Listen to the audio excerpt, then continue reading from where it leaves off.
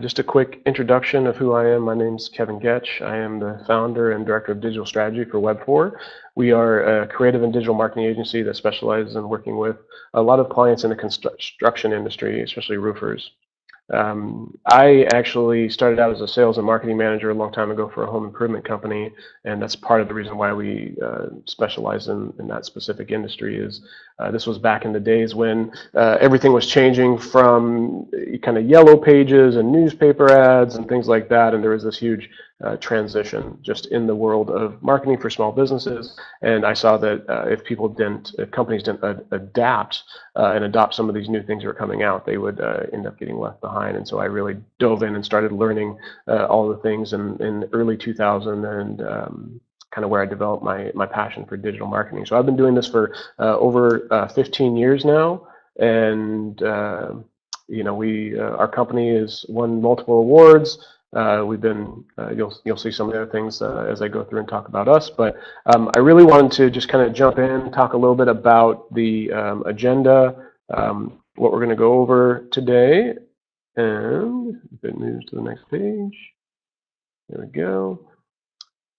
So I want to give you some of the highlights that we found in doing the study. We interviewed roofers all over the U.S., asked them a whole series of questions, and we really appreciate, first of all of you taking your time to jump in and spend your time on this. We know your time is extremely valuable. You're very busy, and so this will help not only you, but it'll help many other roofers better understand, some of the challenges as well as tactics that are working. Speaking of which, some of the top tactics we'll dive in a little bit deeper to give you a little more understanding of those. And then we'll also give you a few things that you can walk away with today and implement today that can help push your business forward. We're going to talk a little bit about the customer journey as they go through the buying process, and then we're going to talk a little bit about tying it all together with strategy, and we'll end up with a little bit of time for any questions that you might have at the end. So first, I guess the question is, why did we invest in this study? So I guess I'll start back. I was actually a roofer for one day. One single day. I had a friend that told me, hey, I can get you some work, and I think I was 17, 18 at the time, something like that. And I went with him to the job site, and this was kind of a pay under the table type thing way back in the day. And yeah, I went there, and I had some shorts on and a t-shirt because it was going to be a sunny day. And well, our job was to tear off the whole entire roof, all the shingles and everything like that. Well, besides being on a hot roof in shorts, all the shingles, as you probably are already thinking, cut my legs. I mean, I had cuts up and down my legs all over from all the shingles, and that's why that was my last day being a roofer. So what's that mean for you is I don't want you to have the same mistakes. Chances are many of you have already gone through and already made a lot of mistakes. You've either done a lot of things and they haven't worked, or you've hired companies that haven't been the best outcome for you. And so we wanted to find out, what's working for everyone. We know from our clients what's working, but we wanted to hear from everyone else and really get the pulse on what your challenges are, what's working for you, how can an agency better serve you. And so that's really why we dove in and spent all the time on doing this. Some of the details as far as like the people we talked to in the study, most of the people we talked to were owners or executives in the company, often the VP, president, CEO, and some of those were also either part owner or something like that. And then we talked with a few general managers that were in more of a marketing position. So you can see right out the gates that a lot of roofing contractors don't necessarily have someone fully dedicated to marketing, and that's where having a partner comes in. So there was a wide array of gross revenue and difference, which I thought was good and brought some diversity. We had companies, 30% were 500,000 to $1 million, 25% were 1 to 2 million, and about 20% were 5 to 10 million, and then you had some that were even over 10 million. So definitely a good range of companies, as well as you'd expect with the different range in revenues. There's a wide range in the number of employees that worked for the specific business. And we'll actually be publishing this data, the raw data that you can actually look through and shift around to kind of look at some of the different to get your own insights as well. So this was an interesting question. We ask a lot of clients this because some of them, as you can see here, 15% weren't sure whether they owned their website or whether they rented it. It's kind of like not knowing whether you own or rent your house, right? That's how it feels to us, because for most businesses that we work with, their website is the #1 generator and is often worth more than your house, because your house you're often making payments on, but your website you should be actually generating income for you, as opposed to, I mean, it's more like a rental, right? So this should be actually generating revenue for you, so it's much more valuable than, say, a house, but still 15% weren't sure if they owned or rented their website, and 10% actually rent their website. So, and depending on the phase that you're in, that may make sense if you're, a small one-man show type deal, but if you're growing, you should really be focusing on owning your website. And so we'll talk about that as well. So this was one of the big questions of the study: is how would you rate the effectiveness of the different tactics that you're utilizing to drive new leads in? And it's interesting. I'll walk you through some of the results here. The #1 that came back, you'll see right here, is SEO, organic, right? Which wasn't a surprise to us at all. That's the #1 driver for most of our clients, is organic SEO drives the most leads for most roofers. That wasn't really surprising. What was surprising is right here, social organic. That being #2 was actually a really big surprise. And I want to dive into that a little deeper, because I think there's reasons behind that. Because we work with a ton of roofers, we know that actual driving of conversions, that organic is often one of the lower of the digital marketing channels. It's often one of the lower that actually drives conversions. And so what I'm thinking here is, I'm thinking that a lot of the people that are working with this, they are engaging themselves with social, so they are able to see that themselves. And so that's top of mind for them, because they know that they got a conversion through that. But as we go into and dive a little bit more and actually measuring the results and really understanding what's effective for you, then I think you'll see, and we'll actually show you some real life stats of what's actually working and what's actually tracking to work. So this could be a big area where you go, you know what, we're spending all this time and money on doing X, Y, Z when we should be doing something else, and you can actually increase your return on investment overall.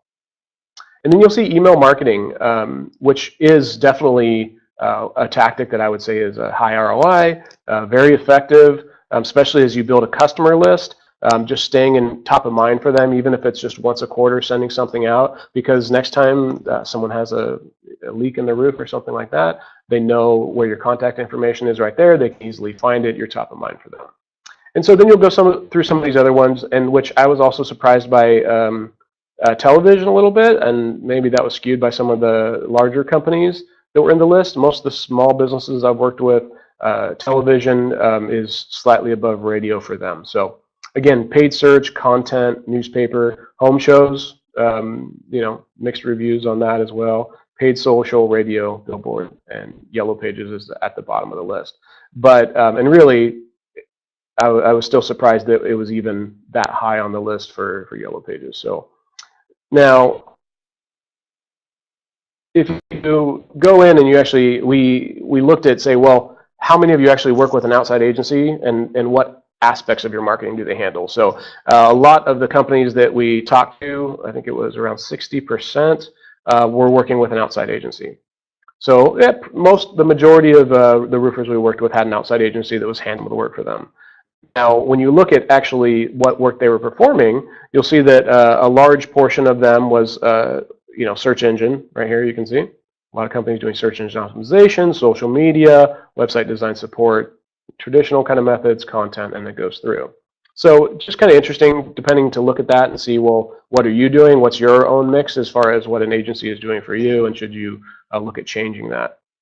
And one of the other big questions we ask is, how would you rate, on a scale of 1 to 10, how would you rate your satisfaction with your contracted agencies?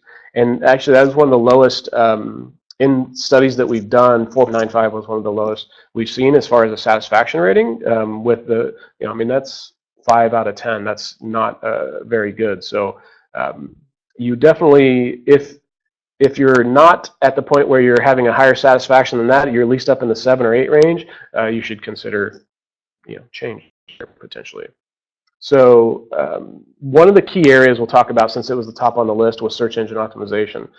There's a lot of misinformation around search engine optimization. It can be very complex, and I think people get lost in all the details and some of the misinformation. One of the key things to understand is that 80% of people who are actually looking for a local business use a search engine.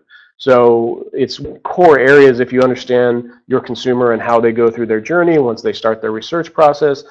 Getting a new roof isn't something you do very often, and even having roof repair isn't something you do very often. So it's not something that we necessarily have someone in our Rolodex of people that we're going to contact. So when they come to that point where they have a need, whether it's having a leaky roof, or whether it's buying a house and knowing that that roof is going to need to be replaced soon, whatever that is, their journey starts with a search engine, and that's where they start kind of looking and discovering different types of products, who's local, looking at reviews and all that aspect. So now, it's important to understand the difference. Many of you probably know this, but just to be very clear, because we found some companies aren't aware, you have, when we talk about organic SEO, we're talking about the non-patrons. So when you look at Google, there's often ads. Sometimes you'll see them at the top. They're often denoted, and they'll say ad next to it. And then sometimes they're above the local and the organic section as well. And then this is the local pack. You have the map, and then below is the overall organic listings. So it's just important to understand what we're talking about when we say organic SEO. We're not specifically talking about the paid section, though that could be a good opportunity to look at as well. So when we talk about SEO, there's usually two major elements. You have on-page SEO factors, and you have off-page SEO factors.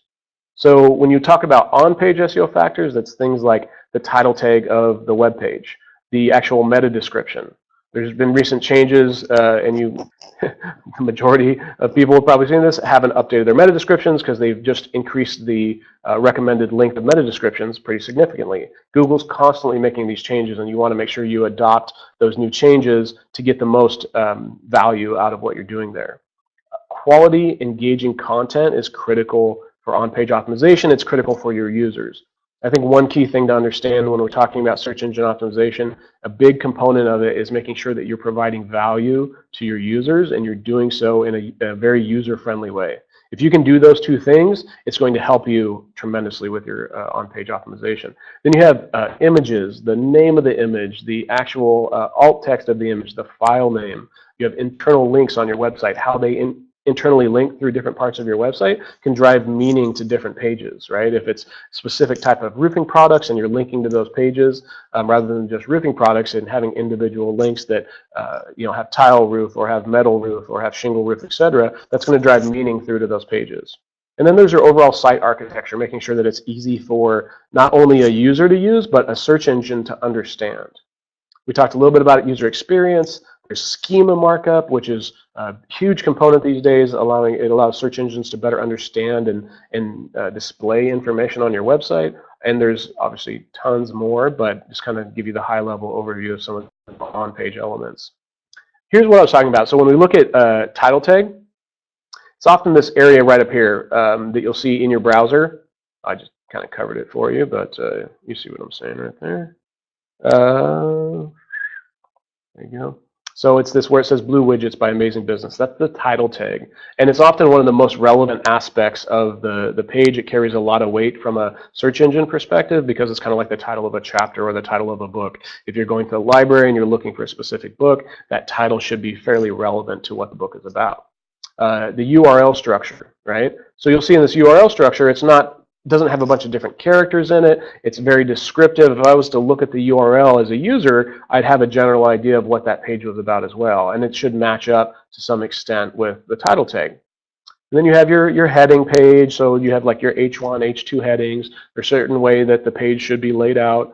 You have the body text, and you have your image alt tag as well, or your image. So the file name, you'll see right here, says descriptive file name. The alt text is something that shows up behind the image and helps the search engines, as well as people that aren't showing images, actually know what that image is about. And again, in the body text of the image, that should be something that's very relevant to the people that are on the page. It should match up with the title. It shouldn't be different once they get to the page. It should satisfy the user's intent when they're coming to the page. So now, we talked about some on-page factors. I want to give you a little idea of what some of the off-site external SEO factors are.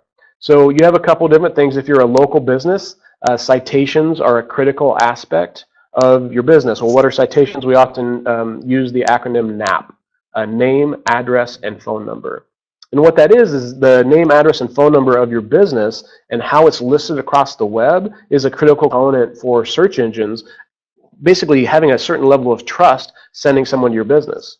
They had to basically create a mathematical algorithm that said, if I'm going to send someone to your business, what are different ways that I can look at the information that we can gather and determine trust? Well, if different addresses show up in different areas, different business names show up, different phone numbers, that's going to lower the overall trust factor. And you have these your Google Business, Google My Business profile here in the center of it all, right here. Okay? So that is the hub of all of your citations in the search world, right? Just like your website is the hub of which we'll talk about, your Google My Business profile is the hub of all of your citations and your business information online. They pull in data, and a lot of these other sites pull in data from everyone from top major data providers like Info Group, USA, Local Leads, and Axiom, as well as sites like Yelp and Facebook and Apple and Superpages and Yellow Pages and all these sites. And sometimes what happens is if there's bad information out there, they actually pull in that information and it gets distributed out to other sites. So it's really critical that you start and make sure that your data is corrected with the major data providers, and then you also go up and manually update your information and optimize your individual profiles of all those other sites as well, because those can generate business for you too. So I talked a little bit about the data aggregators, things like Info USA, Local Leads, Axiom, Actual. Those are areas that you can go to and see if there's actually bad information on your website or bad information on your business. And what you can do there is if it's bad there, then it's being distributed out to thousands of different websites. So that's like one of the first places you want to start. And that takes a while. It takes probably 60 to 90 days to really disseminate throughout a lot of those other sites. And then still, some of those other sites will have bad information, and you need to go manually update those. There's many different factors that affect your appearing in the local maps. Your citations is an important one of them, your Google My Business listing, but also the authority. So you have quantity and the consistency of your business name, address, and phone number across all of these websites. Right? So it's not just about quantity, it's also about quality. So you want to look for niche relevant sites. In the home improvement industry, for roofing, you're going to have sites like House, Angie's List, and things like that you should make sure you're listed on as well. So one of the key components that we see with almost every business we talk to is they don't necessarily know. It's one of those old jokes where we know that half marketing is working, we just don't know which half, right? And unfortunately, that's still true when we live in an age where so much is actually trackable and that you can measure, and they're still not necessarily tracking it effectively. So we asked, how are you tracking your results? And you'll see we got a wide array of answers. Actually, a lot of people ask when they're doing an estimate, right? Which isn't bad. That'll tell you, hey, we got to the point of estimate and we know where this came from, but you're missing a bunch of other data as well that you should pull in. I'll explain why. A lot of people are asking over the phone, which is definitely a good component, right? A lot of people aren't even really tracking. And then a lot of people, dynamic phone call tracking, goal conversions, and analytics. These are two of the smallest things when they should be actually two of the biggest things.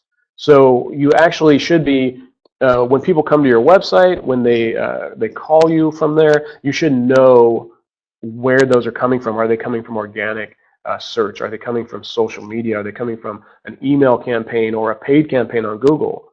When you do this, then you actually know what's driving leads, and you can actually pull those through to look at when you do ask for when they're doing an estimate. You can say, this is how those are converting, right? So, but if you're not actually getting that information up front, you could see that, well, gosh, we're actually not even answering our phone half the time. And sorry, but one of the things we tell most of our businesses is if we're going to drive leads for you, answer the phone, because you're going to lose so many leads if you don't answer the phone. We say, if you get a lead through the website, try to call within 15 minutes, because that person is actively searching for your services. That means there's a very high chance that they're calling other businesses. So you want to make sure that you as much as you can answer the phone, and as much as you can get back to them very quickly. So I like alliteration here, as you can see. Measure meaningful metrics that make money. It's easy to remember. It's one of the things we talk to a lot with our clients is you need to understand what metrics are critical for your success so that we can start and get a baseline and then actually measure those to determine success. And sometimes clients don't even have a baseline because they haven't been doing anything to measure that. But once you start getting a semblance of a baseline, because you have year-over-year trends and things like that, you can actually start looking at, well, what are our conversions by channel, right? So that's what we were talking about before, like search is a channel, social is a channel, email is a channel. What are you actually getting from a conversion standpoint in each of those channels, and how does that compare year over year? And then also looking at calls by channel, what's driving calls from coming directly to your website through organic SEO, etc. And then this is a little bit more challenging, is cost per acquisition by channel, but you can break that down too if you have most of your conversions, which you can probably get to 85–90%. There's going to be some that you can't necessarily track everything, but you're going to be able to track a lot of those, so you can get a pretty good idea of what your cost per acquisition for both a lead and the client is from channel perspective, which will help you determine what's your return on investment, ROI, right, by that specific channel. What we've seen is it's very, SEO is definitely top, but social, that was one thing that just kind of threw me for a loop, is like, okay, a lot of people in the study think social is driving a lot of business, which makes me go, well, you know, first I think, is that an opportunity? And I think it is, it's definitely an opportunity. I just don't think it's driving as many leads as what some specific businesses are thinking it's driving. Because when you don't know what's driving leads, you just say whatever's top of mind. And if you're actually involved and you're out there on social media and you know a lead came through there, well, then you attribute more success to that. So let's talk a little bit about understanding attributions. I think this is a critical component for really having a successful strategy. This is actually one of our clients that's a roofing contractor. They been working with us with quite a while, and you'll see the breakdown of their traffic by these different channels. And this is just basically the traffic from 2017, right? And you can kind of see a curve here, growth, and then drop off with the weather coming down a little bit. But overall, every year for, gosh, over 6 years, we've seen a steady increase of both traffic and conversion. So, but you'll see here, number one, organic search, right? And it's the same across all of our roofing clients. The number one driver of conversions. It's the majority of this pie here, right? And this client does paid as well, and you'll see it drives some traffic, and it drives a fair amount of conversions actually. And then you'll see social is actually a big amount of the traffic as well. But if we look at, now these are conversions, these aren't calls on this one. This is specifically people who filled out like a request for estimate form. So if you look at these conversions, there was 678 conversions total. 71%. Now this is what's multi-channel conversion visualizer, so it's showing you what different channels were involved in that conversion, because not everyone just comes to your website one time and then converts immediately, right? They come to your website through, they're just looking for roofing contractors, they're looking for roof repair, whatever it may be. They end up on your website, they're doing their research, then maybe they remember the domain, so they come back directly. So you can see this channel right here is direct, right? And so there's a big overlap between direct and organic, because a lot of these people who converted visited the site in both those ways. They came through organic and then they came through direct. And you'll see social right here, there's not a ton of overlap, but you'll see there is some overlap between social, organic, and direct. It's pretty small, because as far as total conversions, it's only about 1.18% of the total conversions. Doesn't mean you shouldn't be involved in social. You should definitely be active. It's a huge part of building your brand and building a community and being involved in the community. Definitely should be doing it, but understanding it from a return on investment perspective, it's important to understand what it's actually doing for you. And so I think it's important to kind of give you a visual what I mean by multi-channel. So the number one driver of conversions in this specific instance was person visiting the site one time through organic search and then coming back directly to the website. That was accounted for 54 conversions of that path. People coming to the website directly and then coming back directly again was second. People coming to the website directly and then coming back through organic search was third. So they might start searching, they might come to your website directly, and then they start looking to say, hey, what are their reviews like? And they're searching online to see if there are other roofing contractors. They see your site, right? Because now there's brand affinity, and when they're doing organic search for other people, then they come back directly to your website. They already saw you there. Now you close the loop and get the conversion. So then you'll see referral, which is like a third-party website. That could be like an Angie's List, could be like a House type site where, or yellowpages.com, et cetera, where you're on one of those sites and they come directly, they get referred to your website through a link on their site and they come directly. You'll see paid search was actually a good driver down for some of the conversions down here, but that is the main driver of conversions. If you're tracking phone calls, you can actually see here. So this was just a 1 month. So the previous one was request for estimate forms on the website. This right here is actual phone calls. So you can see this is Oregon local search is the main driver. Direct people who just came directly to the website. That's a little bit smaller, and obviously those people, we want all those calls. And so in this case, we're only tracking direct and organic local because their social is fairly small in that area, so they didn't want to put budget towards that. But we can see there was, looks like maybe 60 some calls. First-time callers, so 54 first-time callers, meaning that they haven't called in the past. So these are new customers, right? This isn't like a previous customer who's coming in and just looking for your number through organic search and calling. This is a first interaction. So it's good to kind of understand that. This will really give you a window into understanding what is working for you, because then you can kind of look at and have a guesstimate of the average phone call lead for us is worth X amount. So we know within a reasonable probability that we're getting at least X conversion or X return on investment from what we're doing, right? And you should be really looking at that so that you know where you're putting your investment. So another critical component for any home improvement contractor, anyone who's doing roofing, whether it be commercial, residential, is your reputation, both offline and online. I'm going to specifically talk about a few things more online, but there's a study done by Bright Local which said of these types of businesses, does reputation matter most? What type of business does reputation matter the most? And you can see right here, the fourth in line was tradesmen, right? So a roofing contractor, a plumber, etc. So it's critical to think about that and make sure that you are doing things to promote a positive online reputation. It doesn't happen. I mean, it does happen naturally from creating a great product and service. That can happen naturally, but you want to make sure that you're asking people to go online and review you. If you're not doing that, it'll be the people that maybe have a bad experience that put it on there, and you want to make sure you're proactively doing this. And here's exactly why. So there was another study done that says if a business listing has X number of stars, would you consider doing business with them? And of course, 100% of people said 5 out of 5 stars. Yeah, I'd consider doing business with them. When it went down to 4 out of 5 stars, still 94% of people said they would still consider doing business with them. But at 3 out of 5 stars, it drops tremendously down to 57%. So if you had a potential of, say, $1 million in revenue, $1 million in potential leads that's flowing through that channel, you just now decrease that to 570,000, right? So this is one of the reasons it's critical to make sure that you're proactively staying in these top ranges.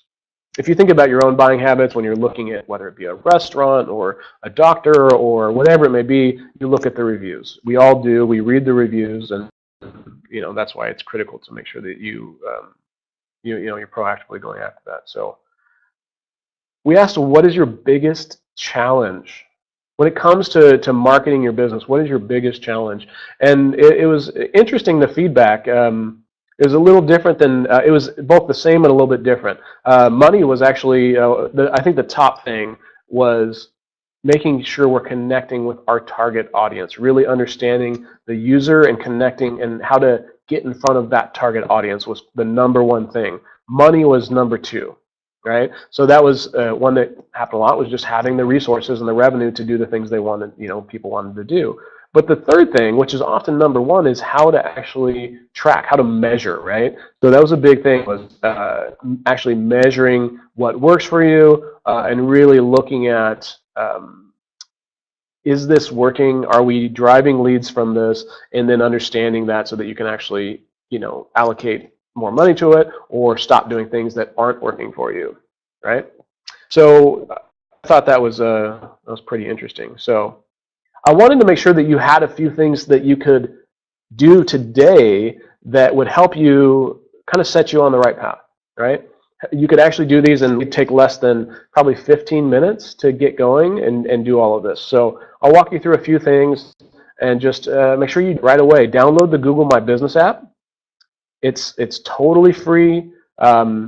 It's super easy to use. Once you actually connect your business on there, you can post. You can do posts that show up directly in the search results with your listing, which is a nice way to say, hey, we have a special offer that we're doing right now, which when someone's looking, they see that, it can help increase your conversion rate, right? The number of people taking action.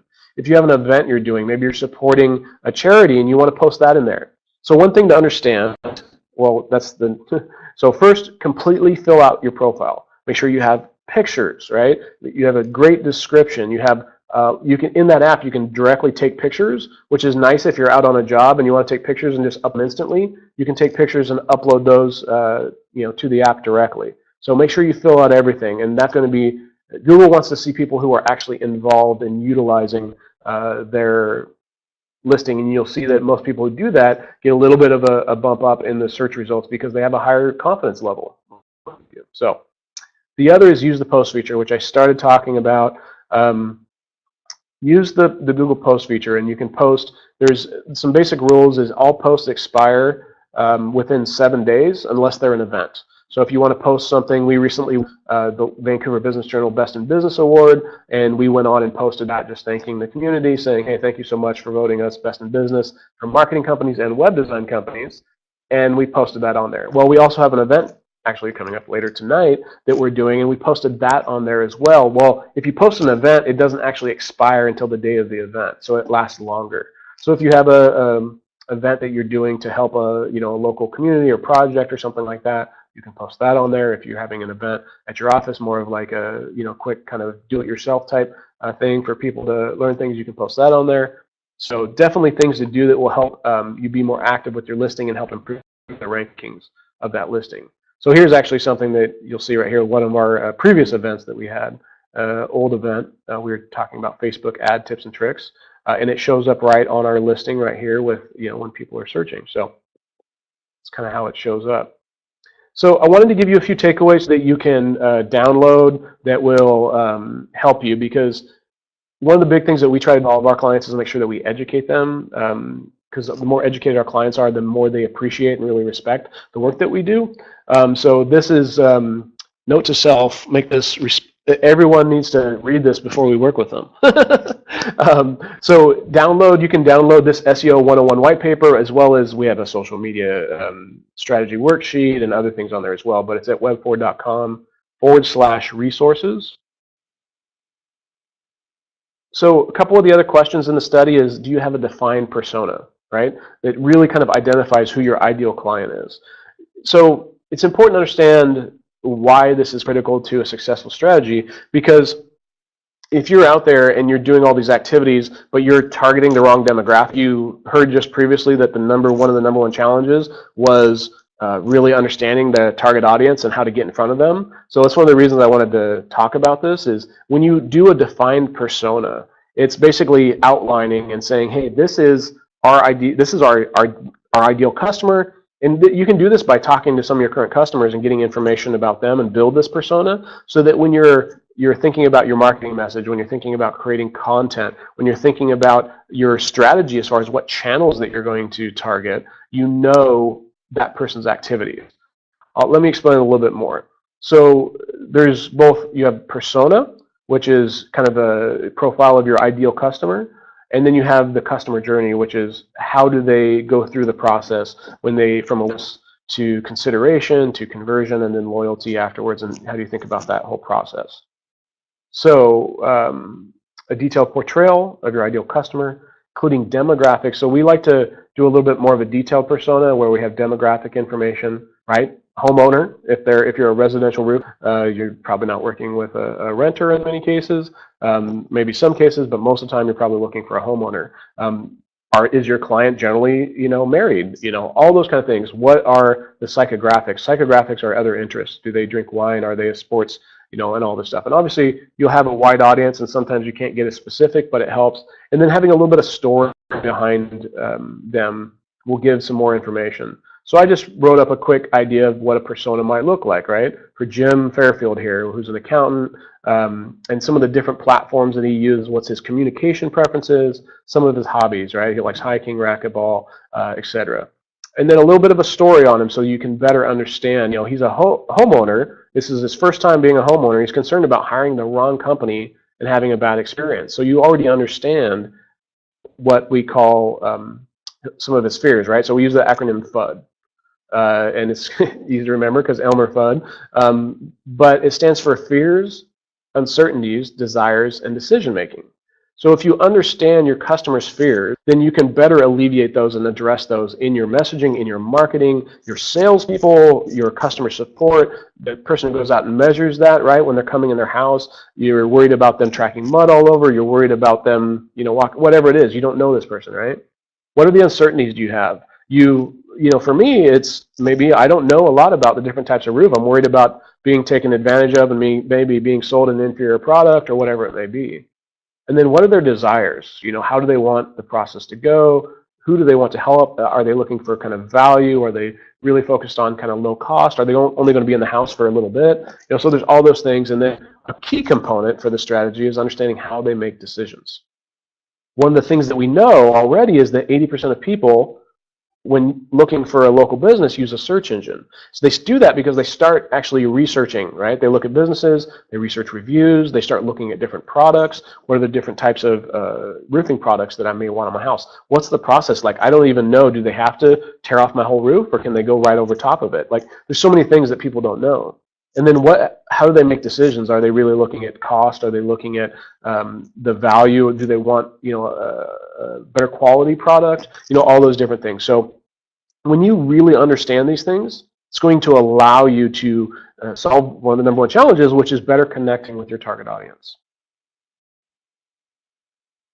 So I'm going to spend a little bit of time on the customer journey, not too much, but it's important to think about that. As I mentioned, a customer journey is basically what is my potential client thinking, feeling, or doing as they interact and they go through the buying stages across multiple channels and move through different stages of this, right?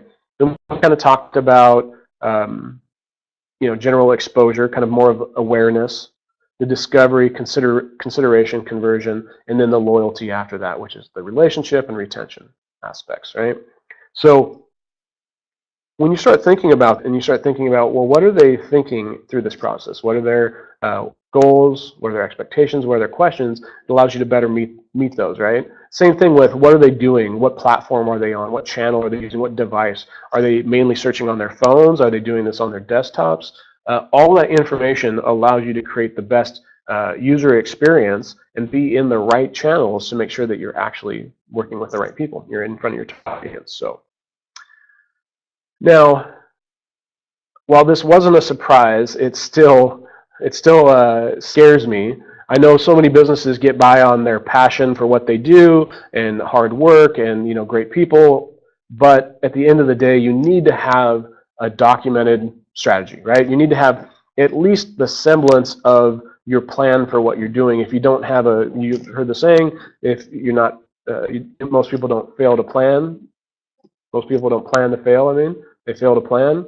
So you need to have a documented digital marketing strategy. It's going to help you make the right decisions. It's kind of like your company having a set of values. If you don't have a set of values for your company and kind of a vision of where you're going, you are kind of, on like a ship without a rudder or a direction. This is going to allow you to have direction and make the right decisions when you're going through your actual process. It's going to give you a higher chance of winning and succeeding in what you're trying to achieve. So I'll give you a quick, really quick overview of the strategy and how I think about it, a little bit of a visualization. I did want to basically, for anyone that participated in the study and that's seeing this right now, we're offering 3 free hours of digital strategy consulting. So right now because we have commitment to our clients and other things like that, we're limiting it to 4 per month, but you can go to webfor.com /3 hours. And if you fill that out, we'll have one of our consultants get back to you and walk you through the process. And we'll basically go through and do a full kind of analysis of your online presence and really give you an idea of things that you can do to improve that. And then we're doing this just because if at some point in the future you're considering working with a web design or digital marketing agency, we'd hope that we'd be in consideration for that. So when we talk about strategy, you'll hear me mention quite often what we call a customer-centric strategy. Everything should start with your customer. Who are you targeting with this strategy, right? And then once you understand all the things about them, how they interact, what channels they use, then you really know how to get in front of them throughout the different process, okay? In a comprehensive strategy, you're also going to look at endorsers. Who might actually endorse you? Media, right? Do you want to be published in Forbes? Do you want to be published in, a home improvement magazine? Do you want the local media doing a story on you? What vendors could potentially endorse you and getting testimonials from customers? So that's what we call an endorser profile, or really understanding who are the people who might endorse you. This is going to help in your overall strategy, and then also thinking about the general community. How are you going to interact with the community, both online, offline, when you're looking at your social community and all those things. So a good strategy generally employs 3 main channels and should be almost always some of all 3 of these channels, right? So search channel, which is generally when there's a high demand for what you're offering, people are actually searching for it. You can kind of look and see the demand for and volume as far as what people are looking for. But if there's no demand, if people aren't actually searching for what you offer, then this channel should be much smaller if you're targeting it. On social media, a general rule of thumb would be the more social your business is, the more social media is going to benefit you. The other thing is the more of a niche target you have, the more highly defined and niche your customer is, the easier it is to target them on social media, right? But if you're in a business where it's not something that people are often talking about socially, that's just kind of a standard conversation piece, with food, restaurants, spas, all do really well on social. You can do well on social being in the construction and trade side for sure, definitely, but often it's not going to be as large of a channel when you're looking at overall conversions. And then you have direct, which is like email, text messaging, and things like that. And you should be looking at, well, how's my website being utilized, or app, whatever it may be, the platform, how's that being utilized across these different channels? How is the content that I'm creating being repurposed and recycled and redistributed through all these different channels? What's my user experience like, right? And how is my brand? Is my brand being represented consistently across all these channels? And then how am I actually measuring all of this, right? So this is what ties that all into a comprehensive strategy. Now, unfortunately, a lot of people's strategy look like this. There's no overlap, meaning that they're not actually working together to get a kind of an exponential impact. When there's overlap, both the channels actually work together to create a more positive effect. But when there's no overlap, they're kind of working in silos, right? So you have some social media that's being done, but it's not actually integrated with search. And the content we're not even really creating, but when it does get created over here, it's not being utilized for search, or it's not being done on social. And then you do maybe send out emails once in a while. It's just kind of haphazardly being done. There's no strategy, right? But a good strategy looks more like this, where, okay, we know what our main channel is, and from a visualization standpoint, we can see in this case it's search. We're also focusing on social and direct, and there's overlap, and we're defining how these overlaps benefit each other, right? So we know that when we create great content on our website that is going to rank in search results, we're also utilizing social media, our audience and our community that we've created there, to amplify the voice of that content. And then we're sending it out via email to our audience as well to get that in front of our current customers and stay top of mind for them, right? So this is just kind of how a good strategy should work. We like to use this visualization to just help people get a better idea of how it looks. So just to give you a quick idea of what some of our core competencies are, we have specialists in following areas: search engine optimization, content strategy and curation, overall website design, UX, which stands for user experience, and development, conversion rate optimization. So that means if you have 100 visitors coming to your website each day and only one's converting, conversion rate optimization means, hey, we're going to move that to 3 or 4 or 5 because we're going to look at how they're utilizing that website and how to actually drive more of the desired actions. Search engine marketing, that's kind of the paid campaigns. And then we tie it all together with measurement, really benchmarking different metrics and overall analytics from call tracking to measurement. So we were founded in 2009. We started with what we call a business model of the 3 R's: relationship, results, and return on investment. And what we've always considered when a lot of people ask us what's your competitive advantage, we talk a lot about the 3 P's, and that's our people, our passion, and our processes.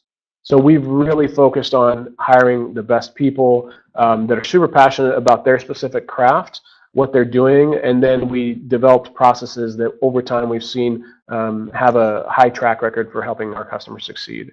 I mentioned before we won the Vancouver Business Journal's Best in Business in 2 categories. This is our 2nd year in a row winning that. And then this is just about me. I'm the founder, I am the president of SEMPDX, which is a nationally recognized nonprofit that focuses on supporting the digital marketing community, making sure we educate people, and just connecting the overall digital community, both businesses, marketers alike. So this is some of the amazing team members. We need to add a few more to this, but because we have a few more people on board. And then this is just some of the accolades that we've gotten over the years. We've been mentioned on Forbes, Huffington, Mashable. We're A+ rated with the Better Business Bureau, etc. Interviewed on Search Engine Journal. And then I wanted to give you a quick just idea of our clients, what we were able to do for them. So Stan is, we've been working with Stan for, going on, I say 7 years now. So here's what Stan had to say. Webfor has completely redesigned our website, including new search engine optimization, which has brought our calls from about 5 to 40 calls a week. These guys meet with us on a regular basis, and they show us where our growth has come. I would recommend them to anyone. Thanks, Stan. So that's a little bit about us. We really appreciate your time, taking the time to listen to this and really getting the information from the study. Again, if you're interested in kind of getting a second opinion on what your current online presence is looking like and where you can maybe improve things, we're willing to do 3 free hours of strategy and consulting work, and we'll basically give you all the information, kind of show you and outline where you can make improvements, different things that you can do to start driving more leads for your business. So, and that's webfor.com/3 hours. Again, I want to thank you for your guys' time, and if you have any questions or anything like that, please feel free to reach out to us. You can go to our website. If you go to webforroofers.com, it'll direct you right to the page that has more information on roof. Once we publish this study, we'll send it out to you. If you weren't on this and you're watching it later, just go to this page and you'll see a call to action. We'll probably have it done in the next month, where we'll actually put it into an infographic. You'll have the raw data for the study and everything like that as well, where you'll be able to download that information. So I really appreciate you guys' time and want to say thank you, and I'll talk to you later.